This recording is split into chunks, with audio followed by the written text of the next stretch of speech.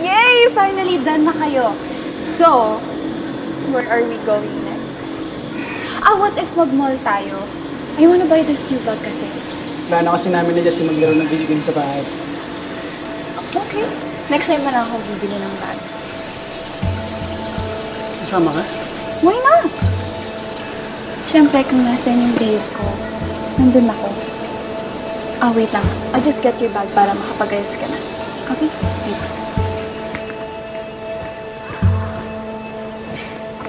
Kapit ni Lily, no? Ang talino. Cute ba yun? Lagi na rin nakabuntot sa akin.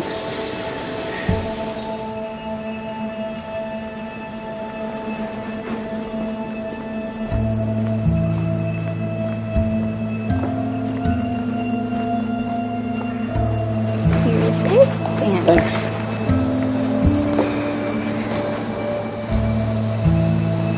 Titi. Mamaya na.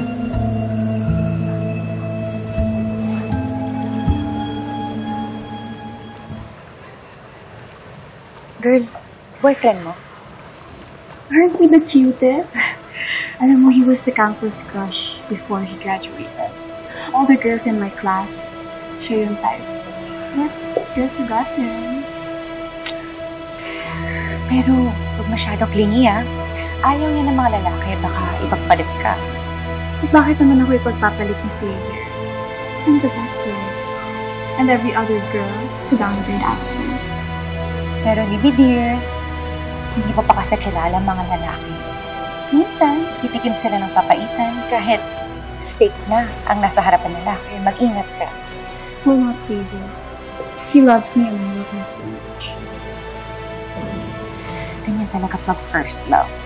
First and only.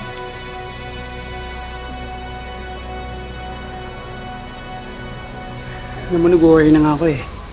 Parang sa akin na lang umikot ang mundo niya. Baka mamaya meron siyang ibang gustong gawin, pero napipilitan siya sumama sa akin. Alam mo bro, sinusulit lang niya. Isang taon din siya nagpakit sa'yo, no? Bago naging kayo, di ba? Ito naman. Tagal niyang pinaghirapan bago ka niya naging boyfriend.